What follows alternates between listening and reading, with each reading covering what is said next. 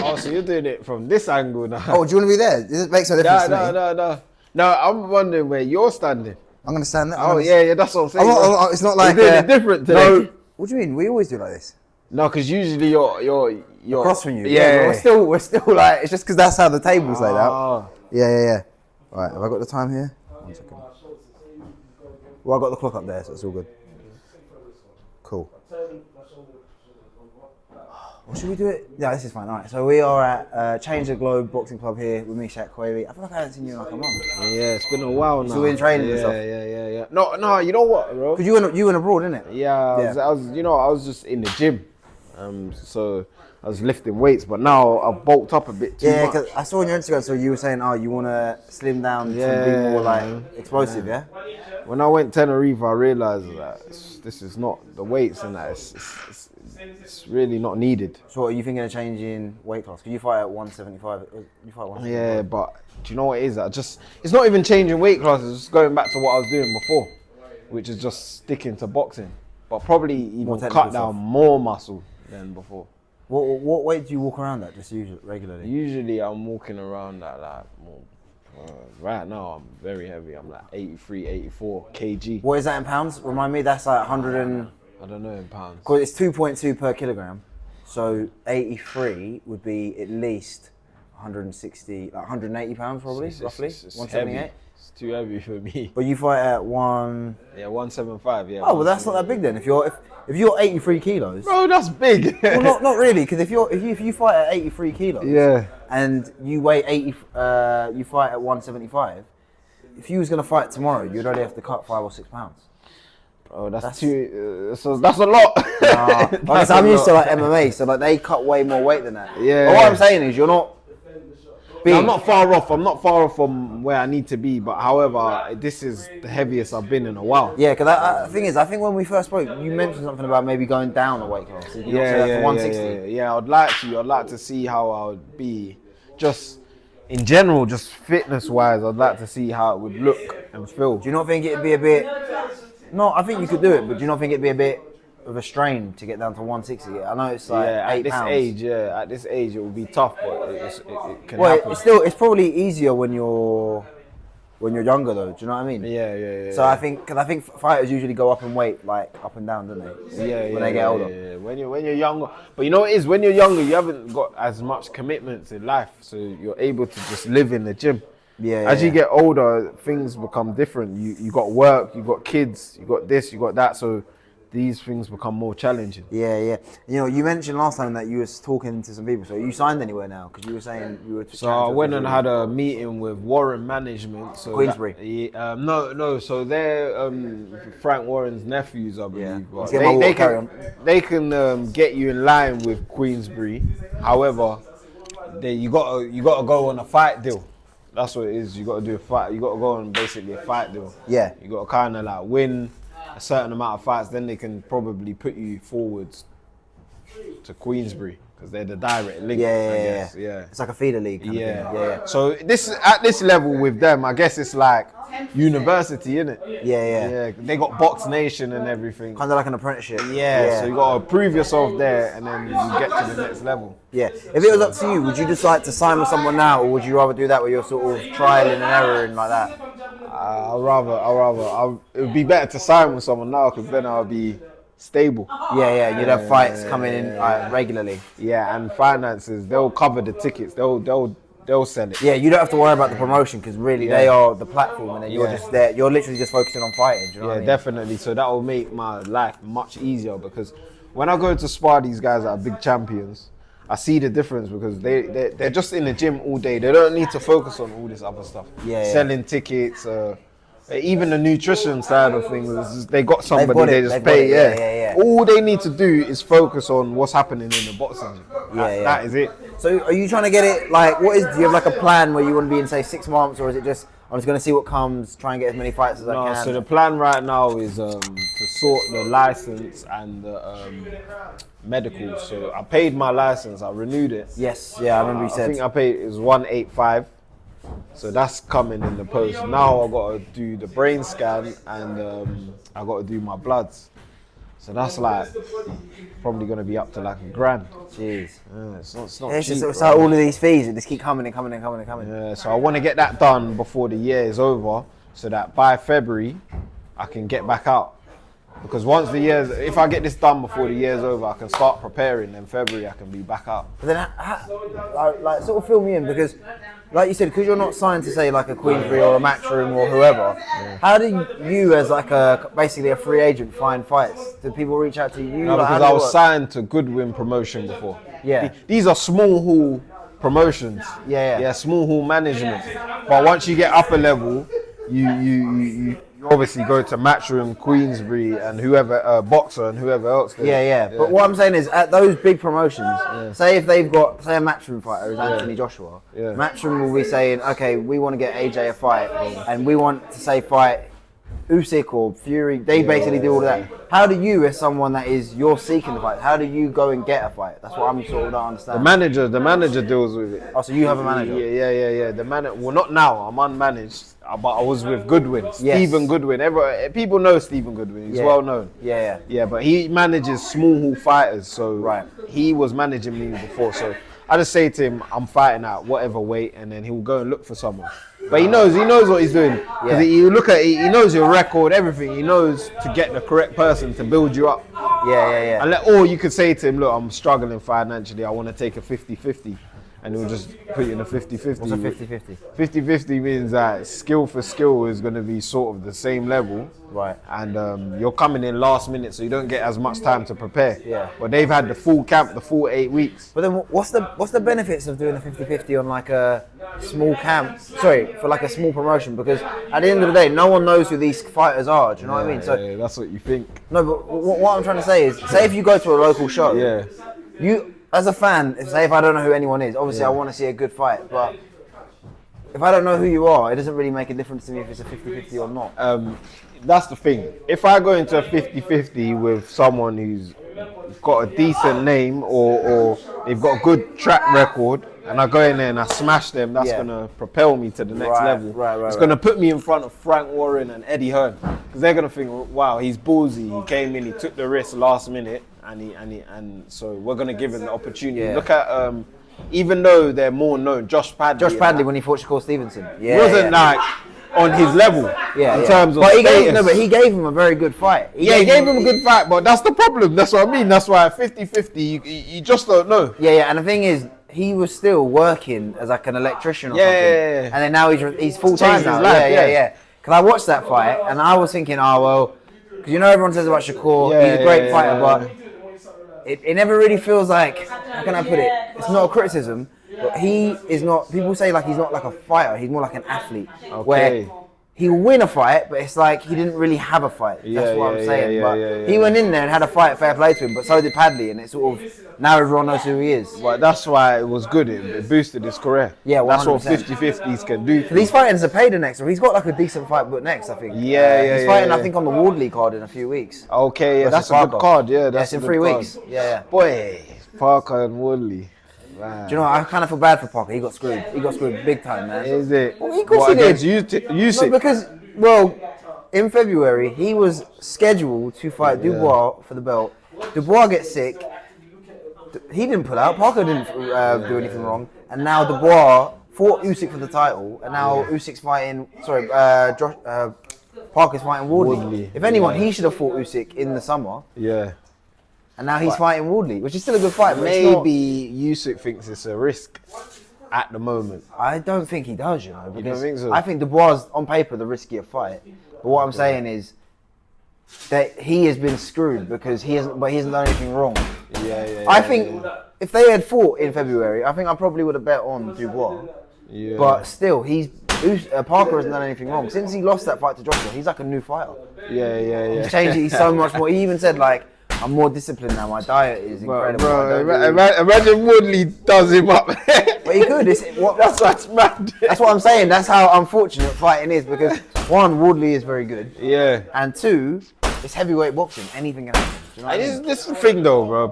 Wardley's better than people give him credit for. Like, Yeah. with the little experience, if you actually watch him properly, he really is good. I think he's good. Yeah, he's a good. He's good, bro. He's Yeah. good. But yeah, go on. He reminds me of like right now he's on a Wilder sort of streak. Do you think so? Yeah, he's like a UK Wilder, but with more skill. Yeah. And I think obviously he started earlier than Wilder, didn't he? 'Cause I think, I think Wilder went to the Olympics when he was 23, but I think he only started boxing when he was 18, 17. Wow. He only started because his daughter was like very sick, and he went to the Olympics when he was 23, which is impressive. Not like an Olympic fighter. Considering he's only 36. And one thing I find very impressive about Wilder as well is, for a heavyweight, he's actually quite small. Yeah. He's not big at all. Like when he fought Tyson Fury, he dwarfed Wilder in height and like weight. Like he weighed about 50 pounds heavier than him. Yeah. Really, he should have been a cruiserweight, to be honest, and then come up to heavyweight later in his career. I don't think he would have beaten Usyk, but he's still. He's done. Wilder. He's crap. I'll be honest with you, he's crap. You think he's done? He's crap. And he didn't look great against Zhang when they fought a couple of years ago. And then I never thought he was really good. he gave Fury some very good fights. He all but beat him in that first fight. You think he beat Fury? No, I'm just saying he basically had beaten him, and then Fury came back. Do you remember? Yeah, it's mad. He was a draw knocked in him the down and that. And even in the third fight, he basically knocked him out, and then Fury basically come back. That's why Fury's crazy, bro, because he hits the canvas and gets up and then just finishes the job. And his chin is ridiculous. And the thing is, he'll get dropped. And then, like, even when he fought Usyk and he was this close to getting fit, he got saved by the bell. Yeah. But if you remember, the next round he come back and won. So it's just like, for me, I think he's just one of my favorite fighters. Yeah, he's mad. Yeah. Fury's he's underrated still, you know. I agree. Because people are starting to talk about his resume and that, but I'll be honest, like, for a heavyweight, the way he moves, the being able to get dropped and get back up and that, like, says a lot about his character. His character, heart, yeah. Well, I think he's basically fought everybody except Joshua. Yeah. And that's more politics than, say, I don't think either guys, they both want the fight. So, what was I going to say, did you watch Crawford Canelo? I was in Tenerife, however, I woke up the next day and looked at it. Oh my day, it was incredible. It was one of the, I said Crawford was going to win for months. But he really just showed like he was just better. Yeah. Like, it's not like I don't want to use the word dominated because Canelo started well. He started better in my opinion, but Crawford he outboxed him, which was just insane. He had an answer for everything. He really did. Yeah. I think Canelo rolled with the punches quite well. Yeah. But at the end of the day, Crawford was just better, and he's just. It's crazy because I feel like Crawford didn't really get any of his flowers until he beat Errol Spence. Yeah, do you know what I mean? Errol Spence isn't really like. He wasn't in his prime. Not an elite. I don't know. I think before the car accident, he was definitely elite. In my opinion. Yeah. You think that changed him a lot? I think it definitely changed him. I'm not saying he would have beaten Crawford, but I think to basically survive a car crash, I don't think. I think it changed him as a fighter forever. I don't know whether it made him gun shy or slower or his head trauma. I don't know, but for me, it sort of changed him. So, but not to dampen Crawford's win, but I feel like until that win, a lot of people didn't really even know who Terence Crawford was, unless you followed boxing. I didn't know Terence Crawford before Errol Spence. Yeah, and I didn't even know him. He's fought guys like Amir Khan, and I didn't even know. Yeah, he fought Amir Khan and. Did he fight someone else? Did he fight Kell Brook? I can't remember, but he's fought guys from like the UK, and it's just like a lot of people had no idea because until that's Errol Spence fight, and then, even since then he's only fought twice more. He fought Israel Madrimov last year, and now he's fought Canelo. So, and now he's what 38, 37? Yeah, but you don't come across as in terms of his capability. Yeah, and he hasn't got like a lot of miles on the clock. Nah. Similar to like Beterbiev, like he's 40 years old, but he's only had I think 20 professional fights, and he's only lost once. Yeah, that's mad. But what do you think about because you just reminded me as well. Another thing I saw when I was in Tenerife was Ricky Hatton. Oh my god, bro, that messed my whole day up. Yeah, man, like Ricky messed my whole day up. Ricky Hatton is such a legend for British boxing and boxing in general. Yeah. And the thing is, one thing that always stuck with me with Ricky Hatton, I I think that was one of the first times I saw boxing when I was a kid. So when he fought Floyd Mayweather, I remember my dad watching it, and I remember seeing the knockout the next day, and I genuinely thought he was dead. Is it? It was like, oh, I've never seen anything so shocking. Yeah. But if you know, like, I watched a really good documentary on Ricky Hatton 2 years ago. It's called Hatton on Sky, and I didn't realize all of his story from like his earlier career, like when he fought Costa Zoo, and no one thought he was going to win, and he was in the boxing gyms, and he just, I think Ricky Hatton, everyone in the UK knows who he is, whether you don't like boxing. Of course, or not. he's an icon. He is an icon, yeah. Icon, yeah. But I think, like, I was listening to an interview the other day with Amir Khan, and he was saying, I don't think he ever really recovered from when he fought that loss to Floyd Mayweather and then Manny Pacquiao. I think mentally it just kind of messed him up. Is it? And if you should watch this documentary, but you can see in his life and in his career, he's had a lot of like betrayal kind of thing in his life, and like he didn't know who to trust. I think I watched, you know, was his dad involved with his career stage? Kind of, but it was more like he had this, he sort of at one point later in his career, in his life, he sort of fell out of his parents, he's friends with them again, but then during his sort of peak, and in and around after the Mayweather fight, he fell out with like his head coach because it was to do with money. Yeah, and the dad, I watched Yeah, the story. yeah. The dad was having some influence, so the coach was sort of just... And this dad, this coach was basically like a second father to him. And it just sort of like, his career and life sort of took a real downward spiral from there. Do you know what I mean? So, yeah, it's a real shame. Ricky Hatton's a legend. Yeah, the mental health, that's what I'm saying, mental health, again, in fighting, but his one was obviously really serious. Yeah, and I think... Because we don't even know how he died yet. Is the news out there? Well, I mean, I think people are sort of making their assumptions based on... I think his family have all but said what's going on, but he was very public about his struggles with like, whether it was depression and alcohol and like you hear a lot of fighters say when you're at the highest highs and the lowest lows, because to be from like being somebody to sort of not that he was still a legend to all of his fans, but he went from basically having the world in the palm of his hands, and then I think in his career when he lost to Mayweather, when he won, he thought he was going to win, and it was the highlight of his career, and he lost, and then he bounced back too quickly, fought Pacquiao, got knocked out again, and it's just like, you can go from here to here in boxing, and it's crazy. Yeah, it's crazy still. It's a shame, really. It really is. Yeah, and it's different for everyone, because obviously with Ricky Hatton, he didn't lose his money, or he still had wealth and stuff, and he was still like doing well. It seems. And everything. Yeah, like his son only retired from boxing earlier this year. Yeah. Was it Campbell? I think his name was. Yeah. Yeah, and he had like his own boxing gym and stuff. So, and he was actually scheduled to fight in like an exhibition. Wow. Basically this month or next month. Wow. And then I don't know, it's strange. Oh yeah, I heard an exhibition against someone big as well. I can't remember who it was exactly, but he's done a couple of it. I think he done one last year and the year before, just like fun things. It's not like serious fights, but that's mental, because I saw him hitting the bag and everything a few days before he died. Yeah, he posted it on his Instagram. Yeah. That's mad. Yeah, man, and it's just. Do you know what? I think what was one of the craziest things about Ricky Hatton is you hear all these stories about him. Everyone says like he was just the nicest guy. Yeah. Bro, it's so mad, because I was walking into the shop when I was in Tenerife to pay for something.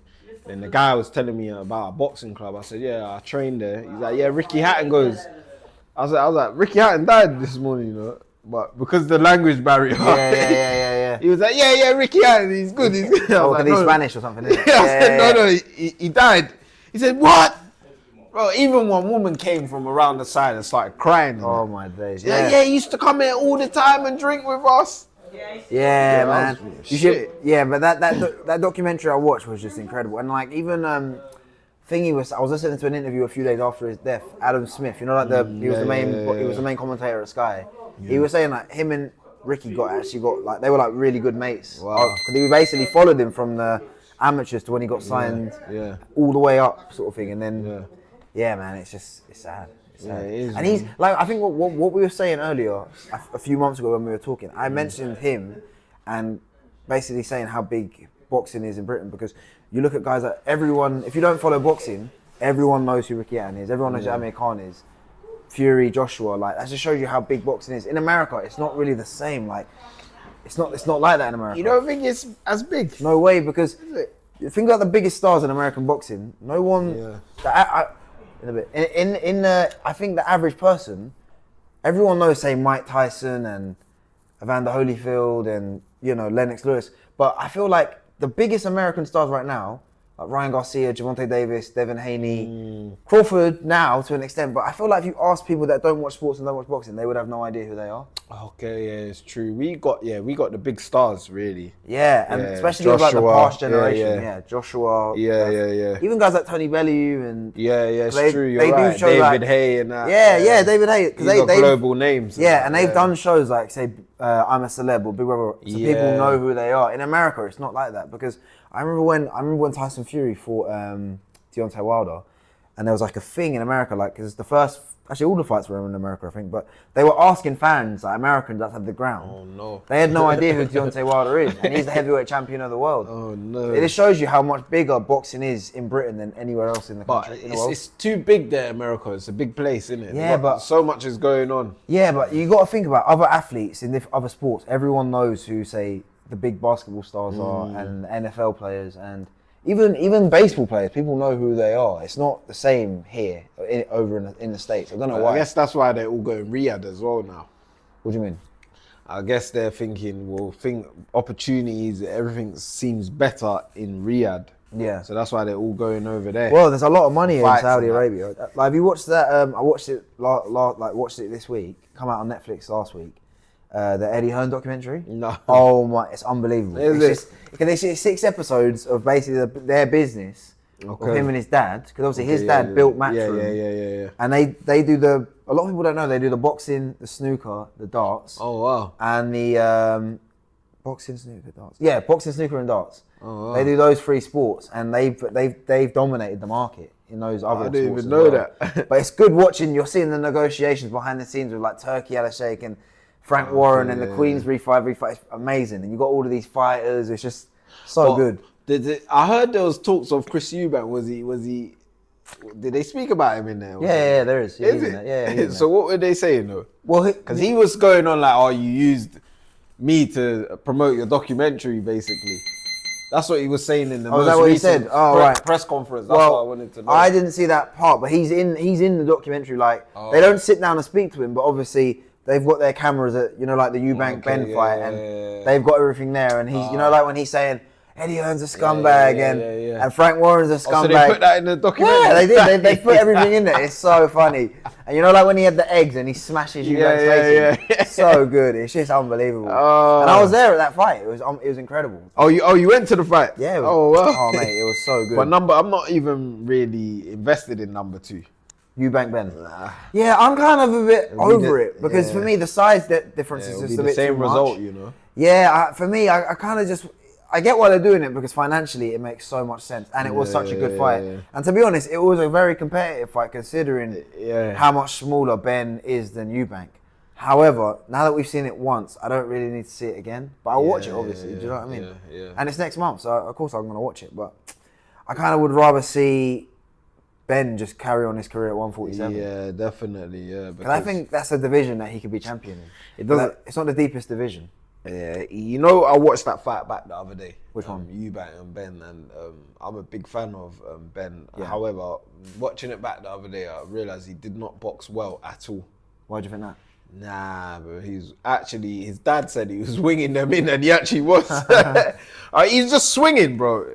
Go back and watch it. That's the worst I've seen Ben fight. To be fair to him, but he was fighting a much bigger man. Do you know what I mean? It does, obviously, you'll know better than me, but basically to fight a guy 2 weight classes above, it must make a difference. And also, Eubank is bigger, like he's taller as well, and he's just even to be honest, I don't even want to see Eubank at 160 anymore. Because if you remember, I know it was a fraction, but he missed weight. Yeah. He's killing himself on the scale, and he was even saying before that fight, "I'm moving up to 168."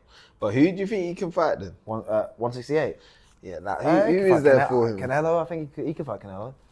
He needs to. I'd watch him. Call it a day now. Who? Eubank. Canelo, yeah, I think call it a day. He's achieved a lot. He's achieved everything, and I think what kind of annoys me about this fight with Terence Crawford now that he's lost, I think there's been a lot of revisionist history about his career, saying, "Oh, he wasn't that good," and I mean, listen, if you want to be hypercritical, you could say that Canelo has lost to the best guys that he's fought. So he's lost to Mayweather, Bivol, and a lot of people thought that he lost to Triple G and Canelo and Crawford. Yeah. But if you're looking at the actual resume, he's beaten guy after guy fighting regularly 3-4 times a year, earning loads of money in massive fights and massive events. Yeah, he's not the greatest boxer of all time, but he's one of the greatest of this generation, hands down, in my opinion. Yeah. His name's always comes about. Yeah, extra stone. We always mention his name. Everyone mentions his name. He's globally known. Yeah, and if I'm not mistaken, I think this is the only fight to Terence Crawford that he's lost at 168. Because remember, he started so much lighter down in the weight classes. And I think to be honest, he's a small guy for 168 when you look at some of the other guys in that division. They're way bigger. Like, look at Hamza Shiraz. Look at, what's his name? Belanga, who was at 168 as well. Like, there's so many massive... Benavidez was gonna fight Benavidez at 168. Like, there are some absolute giants in that division, and he still stood out. Like, I remember when he broke Billy Joe Saunders' orbital. Like, that was... I watched that fight the other day. Yeah, unbelievable. Have you ever? You know, I've never really watched Benavidez. Have you? Yeah, he's a very good fighter. Okay, so what do you think's gonna happen there with him? I don't like that fight for Canelo. If I was gonna bet, no, for Yard. Oh, for Anthony Yard. Yard's got. Yeah. Because to be honest, I much prefer Benavidez at 175. Okay. But the thing is with Anthony Yard, you never know quite which guy is gonna show up. Because, for example, I look back at those fights with Beterbiev. Okay. And until the Bivol fight, I think that was probably the hardest fight of Beterbiev's career. And he's got dynamite in his hands. Yeah, he can beat. Yeah. I genuinely think he can beat anyone. But then sometimes he'll lose to guys that he shouldn't lose to, or he might win and not look great. Is that who, Yard? Yes. Okay. Yeah. But I also don't think that Benavidez is the finished article. So I think this is a very close fight if they was. Yeah, that's what people say, because they say that Benavidez hasn't fought someone with this much power. Yeah, and I don't think he hasn't fought anyone with this much experience either. And okay. So we're going to find out how good he is. You know, it is with Yard, yeah. Yard is definitely on my list as favourites. Yeah, I remember you mentioned, you said he's one of your favourite fighters. Yeah. I follow Yard from the beginning of his career. Yeah. So, one thing I learned about Yard is he gasses out. That's the problem. That is where his main problem is. So you think the gas tank with Yard? The gas tank is the big issue for Yard.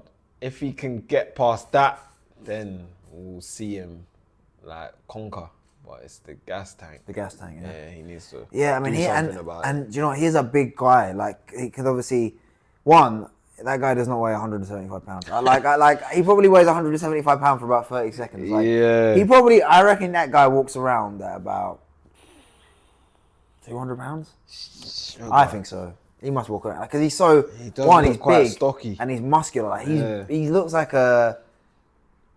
like a heavyweight. Like, he's big. Like, he's so strong. But this is what I'm saying about even myself. Like, the weights and that really hinders you, gasses you out, and that. When you have more muscle, it's not good. It's not great for cardio because you're using more red blood cells. Yeah, it's when you're in those fights. Like, but then saying that, some people are just naturally just more muscular, like on your frame. Yeah.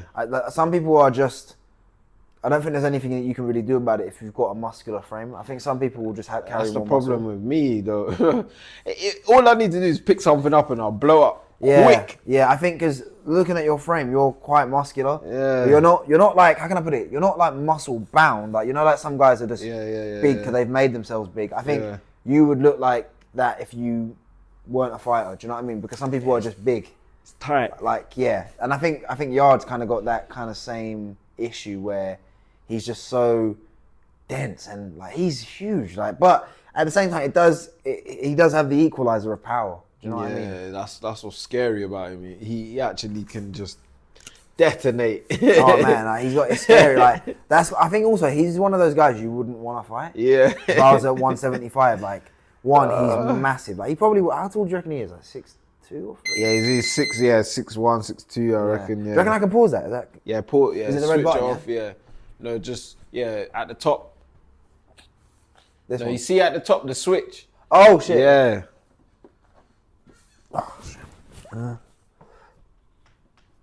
Cool. Yeah, nice.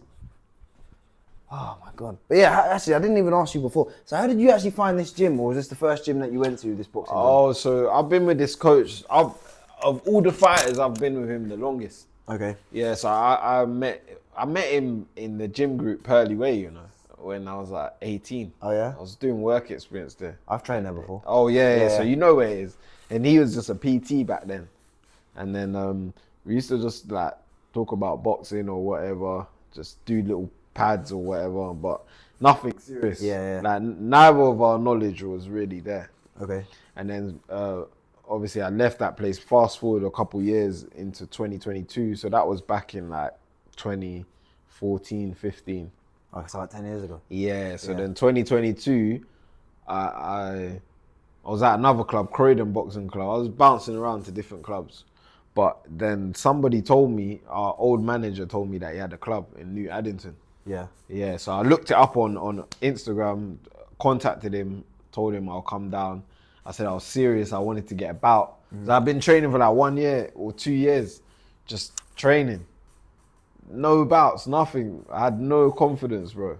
Nothing. Then when I came to him, that day when I walked through, I said, yeah, I'm going to do this. Yeah. I got a bout with him. He got me into a bout within 2 months. Yeah. Trained me. That was like my first fight.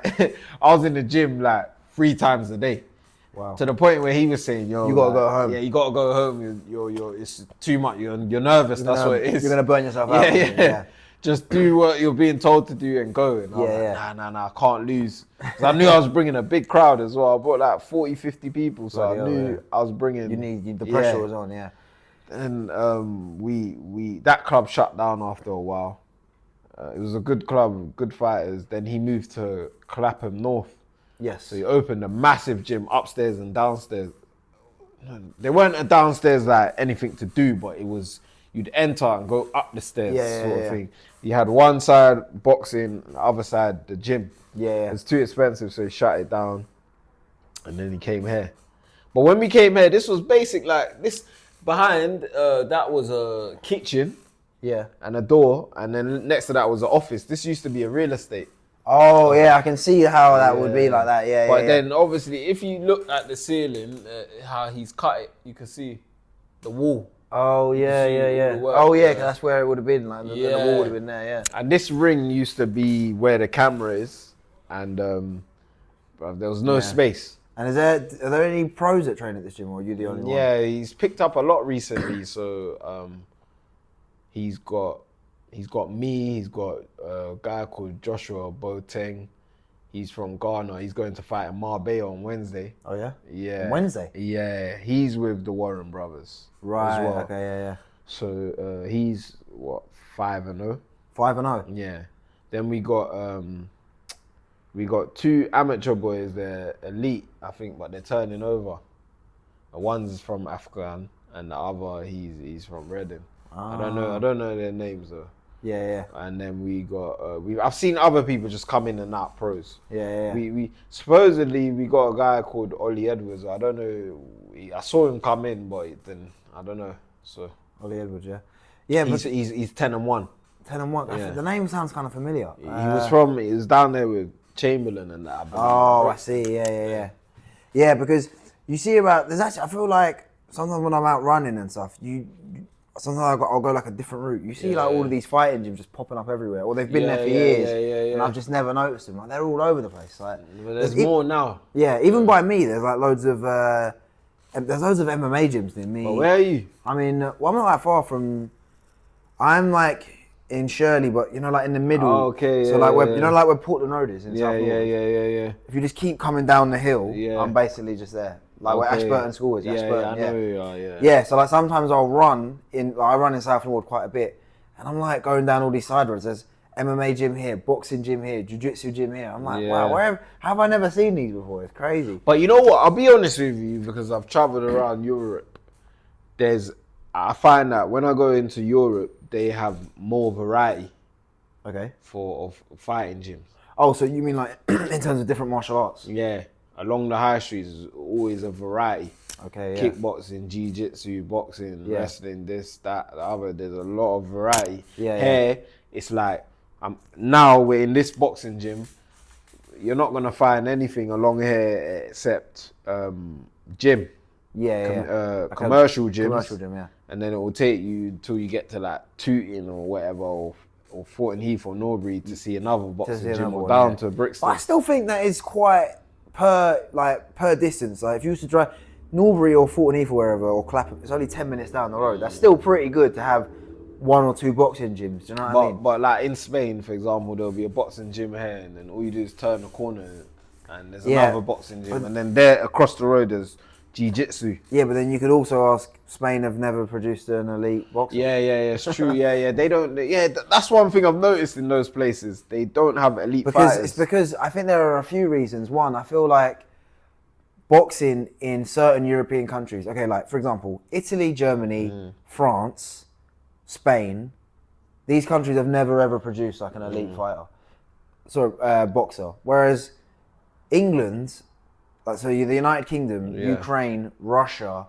Poland, Hungary, there's so many elite boxers. Do you know what I mean? That's because they've got it's more like a cultural thing. I think if you're Spanish, for example, they don't play other sport. They just play football because they don't play cricket. Yeah. I guess they'll play tennis if you've got money. Yeah. But you might play golf if you've got money. But they don't even play rugby in places like really in Spain or Italy. I didn't even think of that. Do you know what I mean? Like, whereas in England, we basically, or the UK, we play every sport. Like, whether you're rich or poor, you can do pretty much anything apart from maybe say golf and tennis. It's true. But you know what? When I went to Portugal the first time, I did sparring there, and I asked about just the system of boxing, and they were saying that here it's more kickboxing and blah blah. Yeah, definitely. They're not going to help you with boxing, and that there's no money to help people with it here. Yeah, it's not like a plausible kind of career path. Nah. In those kind of countries, because I think one of the main reasons, to be honest, the interest is just not there. Yeah, they probably watch big fights, like a big fight when it's on, but they're not. They probably just do not care, especially if you. And I think that's what happens when you have someone that's from your country that does it, and they've never done it before. Like they're the first one. So you look at how many women are fighting boxing now. Yeah. Because of Katie Taylor, especially in Ireland. Yeah, it's true. I watched a really good documentary called Katie on Netflix, and if you look at the struggle that she had to do to basically get women's boxing to be like legitimate and serious, like. I had no idea. I had no idea. I just assumed that women's boxing was always kind of just there. She basically sort of done it herself and was like, I'll fight for free, I'll do this. And then got onto big shows on undercards, and then she just blew up. And obviously she was at the she was an Olympian as well, but she's 40 now. She was in the Olympics. I thought she was a lot younger. Yeah. She was in the Olympics when she was 26. That's quite late. That's late. But for women's boxing, because there was nobody else, it's actually it's early because there's nobody else. I'll be honest, I don't even watch women's boxing. However, there's been people that I've seen that I'm like, okay, they're good. I think, There's one girl that I see in York Hall. Where's she from? What country? She's from here. She's really good. Scotney, Ellie Scotney, because she's from like Penge. She's really good. She's going to be fighting on the thingy card coming up. Nah, Shannon Courtney. Yeah, I think I know what you mean. Shannon Courtney. Yeah, because there's some very good, like Ellie Scotney, who's from like our area. Okay. She's really, really good. I think she's fighting on the Jake Paul card coming up, or she's fighting on the it's either that one or the Wardley one. And there's loads of other ones like Sky Nicholson. She's Australian, but she trains in Bromley. And then you've got like one, I can't think of the name. Alicia Baumgartner. There's so many good female fighters now, and I think that's what's different, in my opinion. What's different about combat sports when it comes to women's sports? If I will watch a women's fight and feel like it doesn't really feel much different to watching the men's, because they're at such an elite level when I'm watching, say, Katie Taylor versus Amanda Serrano. Whereas as a football fan, like, I can enjoy the women's Euros, but for me, I'm not like invested in it when I'm watching England's men's team. Okay, yeah. But I think what's good about that is, especially like MVP promotions, they are building women's boxing because they basically signing all the women's boxers, so they're sort of making a monopoly and getting more girls interested. They need to get like more young girls interested, and then in 10, 15 years, there's going to be so many female boxers. I don't watch it really, but there's a few that I like, but it's mad to me. I just think like women are actually willing to like cut their faces up and do all of this. Well, that would have been unheard of like 10, 15 years ago. Do you know what I mean? It's mad to me. Obviously, it's good for them if they enjoy it, but I just think, wow. Yeah, because I remember like back in the day, like Dana White was saying, women will never be in the UFC, never. And then like the first ever MMA superstar was Ronda Rousey when she came to the UFC. Yeah. And it just blew up the sport. Like she was the first. People talk about Conor McGregor being the first one. She was before him, and it was just like everyone. She was a superstar. Like she was on Ellen, and she made millions of dollars. But is she married? Like she's married now. Yeah. Is she straight or not straight? No, she's straight. She's married. She's straight. Oh. Yeah. She must have had a lot of reconstructive surgery then. Well, no, she actually. Well, if you know, she's had bad damage. Yeah, not really, because she was undefeated. And then she fought a boxer called Holly Holm in MMA. Okay. And Holly Holm's in the Boxing Hall of Fame. She was a world champion boxer. She comes over to MMA. She learned how to like grapple and wrestle and and obviously she's got kickboxing as well. Yeah. She was at 8-1 underdog. She fights in Australia. And if you know Ronda Rousey, she is an Olympian judo player. Yeah. So she would basically, every fight was the same. She would get a girl, judo throw her, either break her arm with an armbar, or she would just tap. She would tap. Anyway, Holly Holm basically evaded the takedowns, got out of the way, got in and out of the pocket. She pushed her, and she just head kick KO'd her, and it was just like the biggest upset in UFC history. And then she came back a year later after a year away. She got knocked out by Amanda Nunes, and then she hasn't fought since. So she hasn't fought for 9 years. So okay. She hasn't been competing anymore. Wow. But she's a superstar. She was the first female UFC fighter I'd heard about. Yeah, Ronda Rousey. But that's how fast combat sports, and especially women's combat sport, evolves, because they're talking about her making a comeback now. I think she would get torn to pieces if she fought now. Yeah. Amanda Nunes destroyed her 9 years ago. Yeah. If they fought now, or any of those women at the elite level, it would just, because especially with MMA, it's such a young sport. 10 years ago, you know, like if you watch a boxing match now, you can watch a boxing match from 10 years ago and it's the same skills because it's just boxing. Obviously, the athletes get better, but like, if you watch Floyd Mayweather versus, I know it was a terrible fight, but versus Manny Pacquiao, they are the elite of the elite and they're doing the same skills. Whereas an elite fight of MMA 10 years ago doesn't exactly look the same as it does now because people are learn how to get good at everything.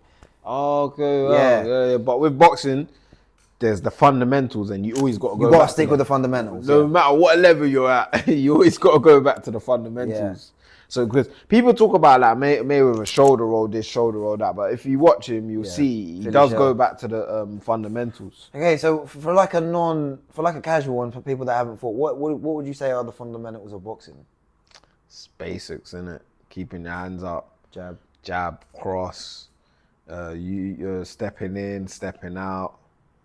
It's very basic things and that, like but then parrying the jab. Yeah, basic stuff. But the basics will always take care of you. Why do you think it's so simple, but it doesn't seem to always happen like that in boxing? Because in the heat of the moment, you sometimes you can lose it a bit. Because one thing, even for myself, I realize first few rounds when I'm sparring, I come out nice on the basics, the feints as well, everything just breaking the guy's rhythm. As soon as the engine starts to decline, that's when I just start throwing big bombs and that. Not setting anything up.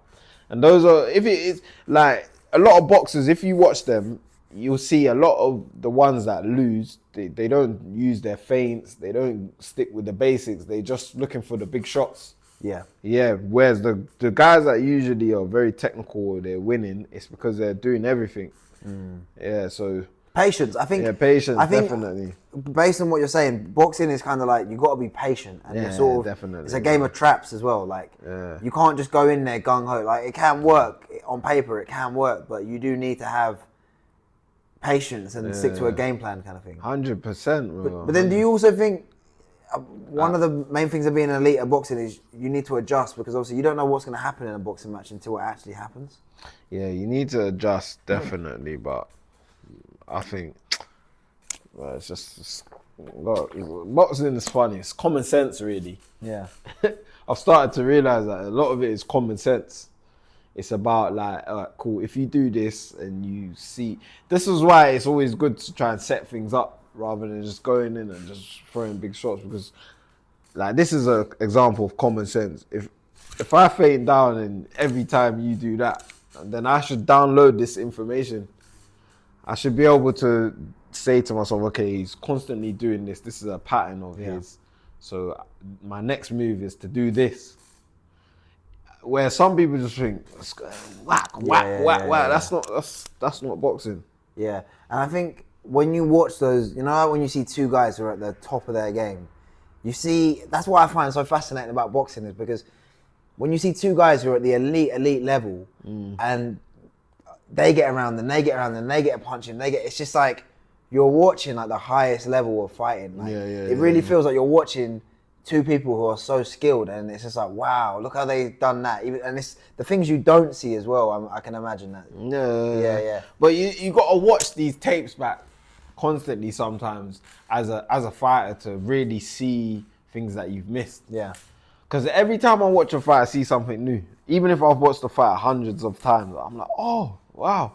Or maybe I didn't understand it before. Right. What it was. And then when I do, I'm like, oh, snap. Now that makes sense. Yeah, that makes sense. So do you watch a lot of your own tape back, like repetitively? I never used to, but I do now. Why did you not do it before? Because I'm very critical of myself across all areas of my life. So why would you not? So then surely you'd want to watch it back so you know what you're... Before I used to be like, because everyone would say that you're doing this and you're doing that wrong. I just know it's in my head, innit? Yeah. I'm doing this, I'm doing that, but I don't want to actually look at it because it's a hard thing to sit down and look at what you're doing wrong. It's not easy to say, I was crap. Do you know what I mean? Yeah, it's not. Bro, do you really want to sit down and see yourself doing something silly? You don't, because it will be hard to watch it back. Yeah, definitely. Because you're thinking, shit, this is what everyone else saw. Yeah. But it helps you improve. So. And do you think it sort of gives you that little 1% each time? Like when you watch it? Yeah, because you're learning things like you said, you don't see it every time and you're like, oh, wow, I learned this time. Do you know what I mean? Yeah, you pick up on your habits. You pick up on your habits. You definitely do. And you it also allows you to see what you're doing correct. Yeah. Yeah, what's working for you, what isn't. Mm-hmm. Yeah, so it's good to watch yourself back, but I like to watch other fighters more. You like to watch other fighters more? Yeah, more. Is there any particular fighters that you're like, that you sort of base your game around and you're like, wow, he's really good, or I can try and do that a bit more like them? Well, lately, for feints, definitely Moses. Atama? Yeah. Oh, really? Well, I would sort of feint to the body. Yeah, but I would sort of think his fights only last 2 minutes. How can you learn anything? He's blitzing people in 1 minute. It's like there's no tape on him. Do you know what I mean?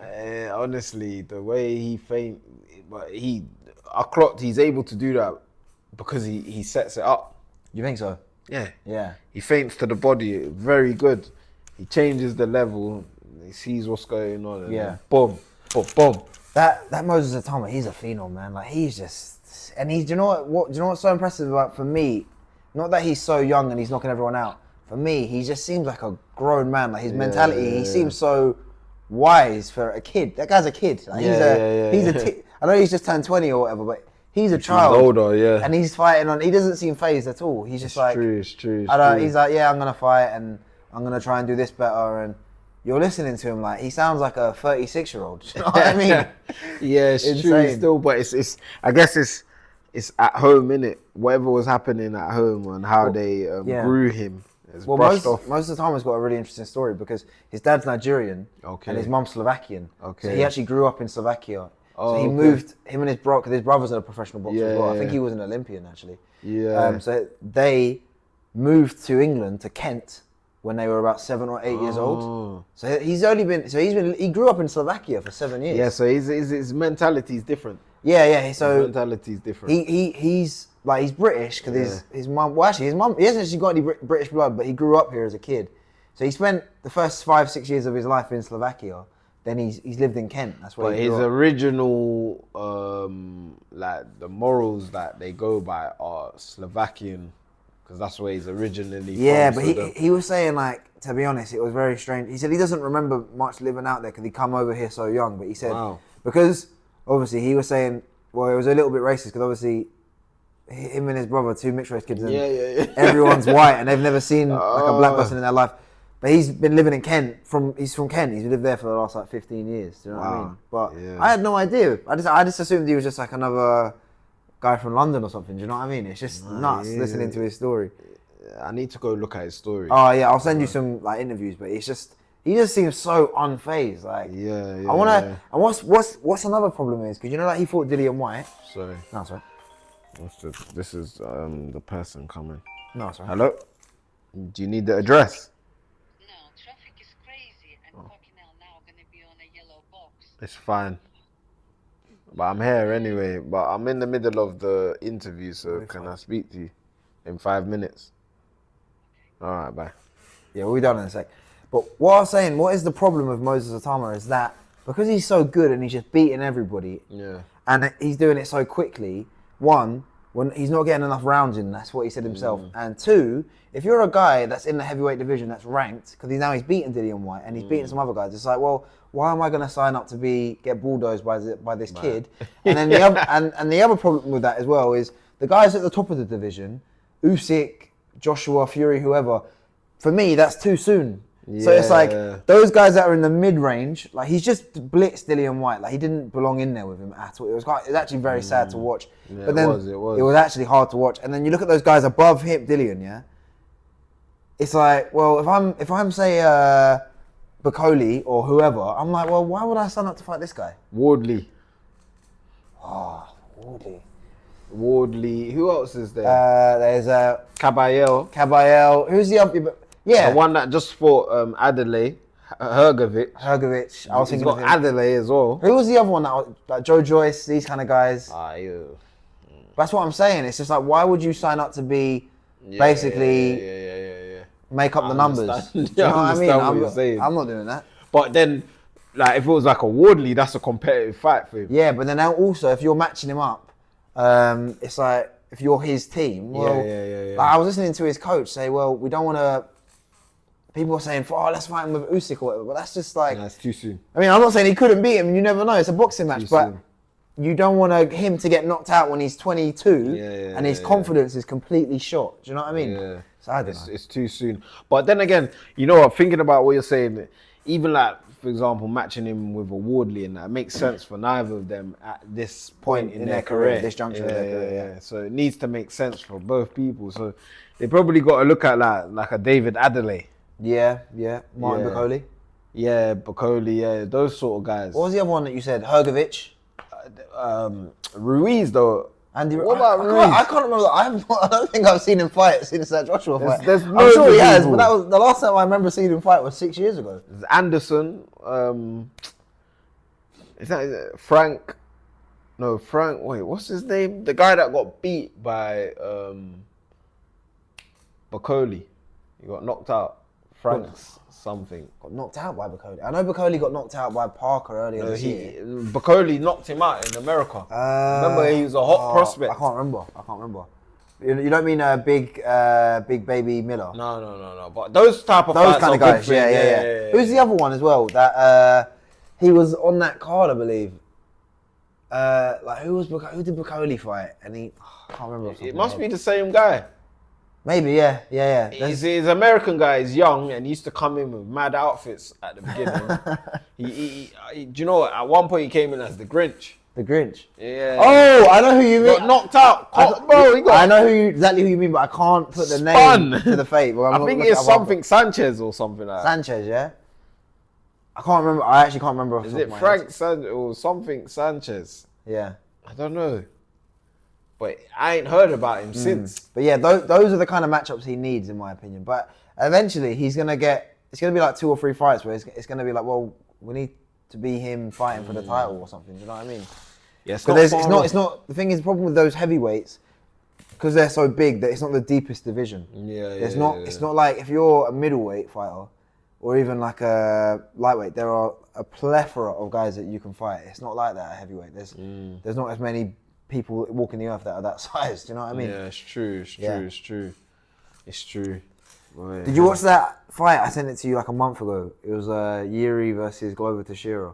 I can't even remember because you sent me a couple. Yeah, because you was like, because I remember the first fight I sent you. You said there was too much boxing, so I was like, let me send you one with more grappling. You sent it to me, but I can't remember about the fight. Oh, okay, yeah. I'd have to go back again and look. Yeah. Would you ever try MMA or not?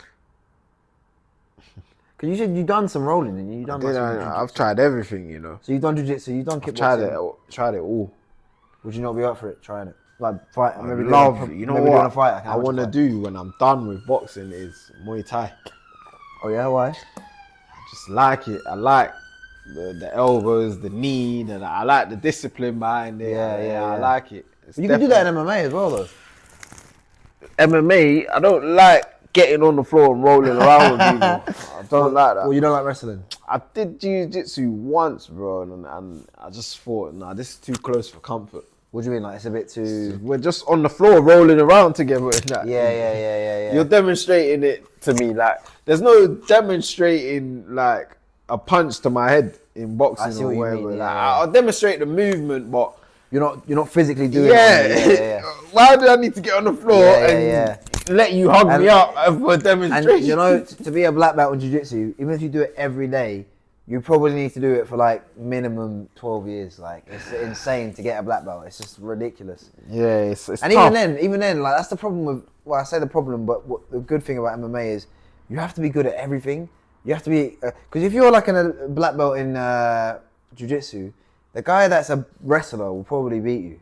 Okay. Yeah, so it's like wrestling. How are they different though? I don't understand. Because, you know, okay, so you know, like at the Olympics, you have judo. Yeah. And then you have freestyle wrestling. Yeah. And then you have jiu-jitsu. They're all different. They're all grappling, but they're different arts. So just quickly, Brazilian jiu-jitsu is a martial, like a, how can I put it? Is a martial art where you're on the ground and it's submission grappling. Okay. So the aim of the game in jiu-jitsu is not to say pin you to the mat like in wrestling. Okay. I'm trying to go in there and I'm trying to either get your neck and choke you, or I'm trying to get your arm and break your arm, or I'm trying to leg lock your ankle and pull it apart, and you tap before that. Do you know what I mean? Whereas wrestling, whether it's a college wrestling, Olympic wrestling, Greco-Roman wrestling, how you win a wrestling match is if you and me are wrestling, I get you on the ground, then that's I get 4 points for like a pin or something. Oh. And then judo is obviously, I'm not an expert in judo, but they're grabbing each other and they're throwing each other.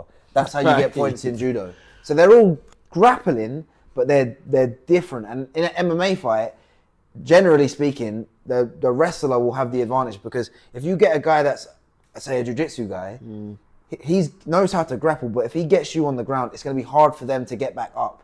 And then obviously, to win an MMA fight, you either need to finish somebody, but if you have them on the ground for 4 minutes and they haven't done anything, you by default have won that round.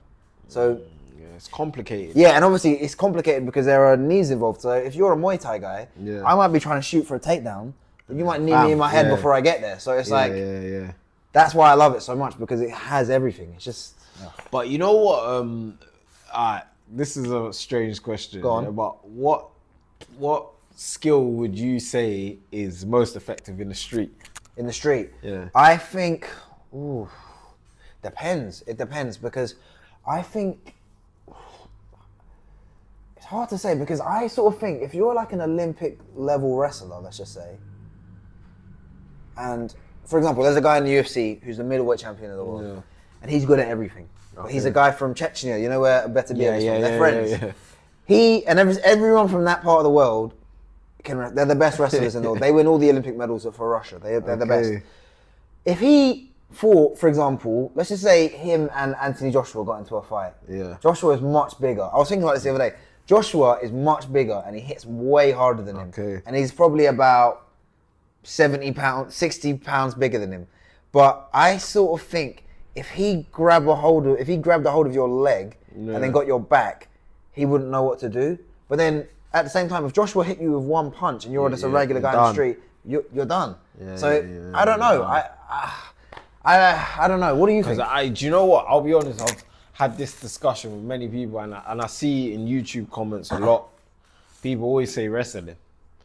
This is why people are mad. They say that 95% of fights end up on the ground, but I've been in so many street fights and never been on the ground. Yeah, but that's probably because you're fighting somebody that doesn't know how to fight and they can't grapple. So let's just say, like for example, like we've kind of seen it, haven't we? So you know, you have Floyd Mayweather versus Conor McGregor. Yeah. Conor McGregor, like he's never gonna beat. He's a great boxer, but he's not ever gonna beat Floyd Mayweather or even a guy that's near that level in a boxing match. Never gonna happen. But like if him and Floyd fought in the street, that fight would last 20 seconds. But bro, let's be real. When are you crossing paths with a wrestler?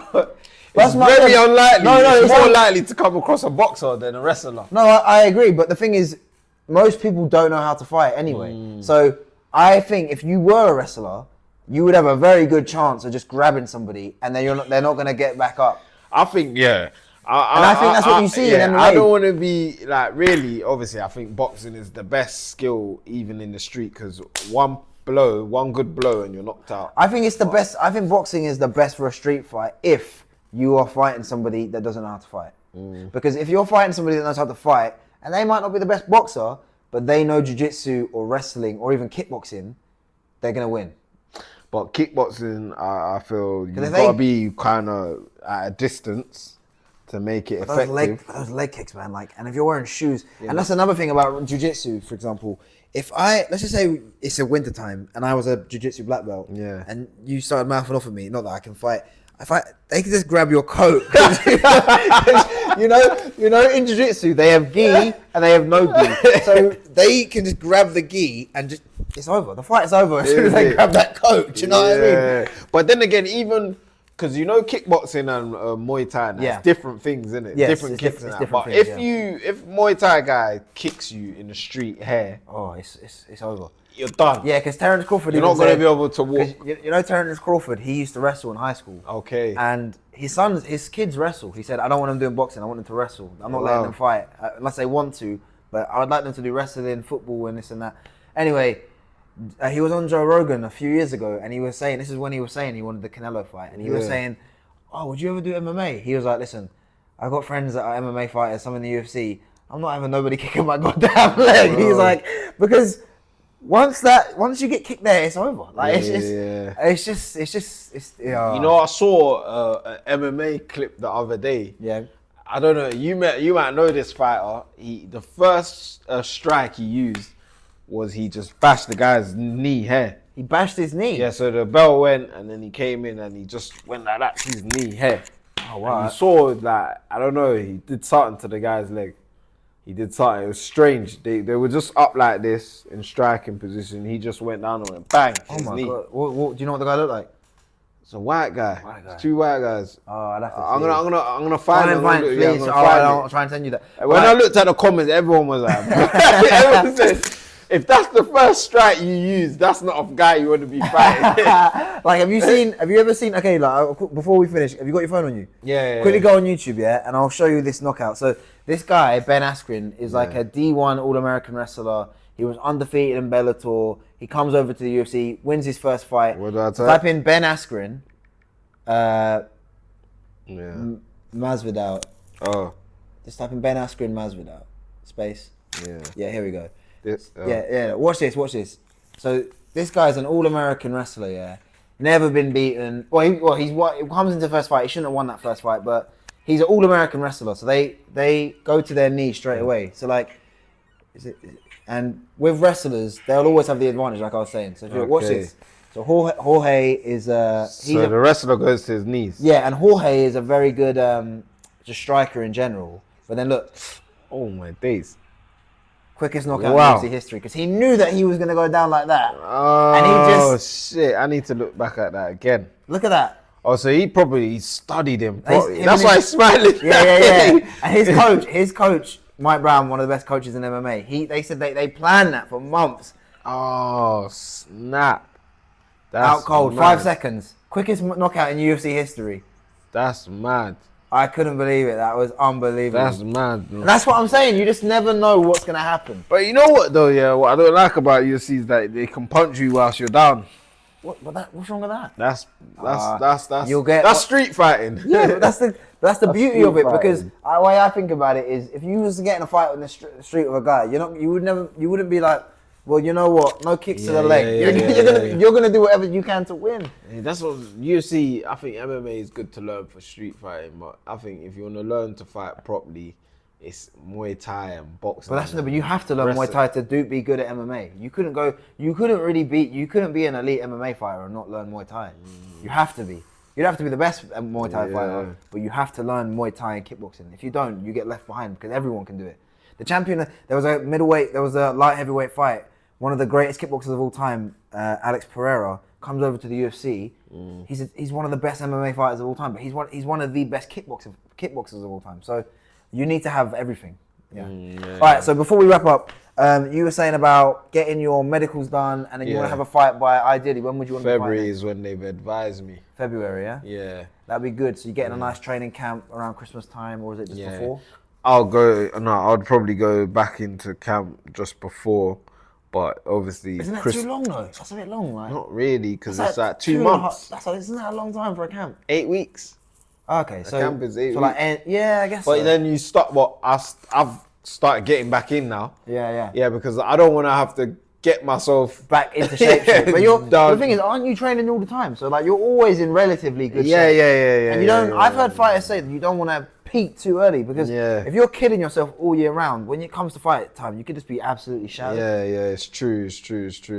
But it's because I train so much, I've picked up a lot of nibbles, and that's why I had to slow down and just do weights. It's probably best maybe if you, I don't know, I have no idea. But Take little breaks in between and stuff. It's hard, bro. It's hard. This thing, like I said in one of the episodes before, it keeps my mental health in the right place. Yeah. I cannot go without boxing. I cannot do it. Yeah. I need to have it, bro. Keeps your mind busy. Yeah, I need to have it, bro, because I get depressed without it. Yeah. I need to have it.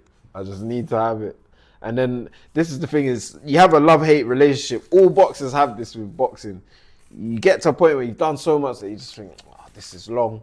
You leave, then you're like thinking, the demons are in your head. I need to get back in. Maybe I can do this, or maybe I can do that. Maybe I can reach this level. You come back again and you're back doing the same thing again. Yeah. Till you burn out, then you leave again. But that's the beauty of boxing, I guess. Yeah. It's crazy. I need to get in. No, I don't want to do fighting. I just need to like hit pads once or twice a week. Yeah, you know what I mean? that would be good, bro. Yeah, I should. I've always wanted to learn martial arts, like wrestling, jiu-jitsu, but I just never have. I should really because I train all the time, but not like just gym training. Do you know what I mean? Just come along. Yeah, I should. Because obviously you saw the girl that came before from school. That was her first time. That was her first time? Yeah, that was her first time. Oh, well, she actually looked quite good considering. Is it? Yeah. Now this woman coming in, this is her first time.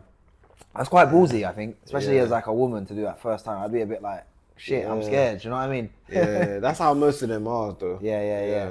But it's good. Yeah. All right, cool. We'll wrap that up. Yeah, Thank you. nice one. Sweet. Cool. As I saw this.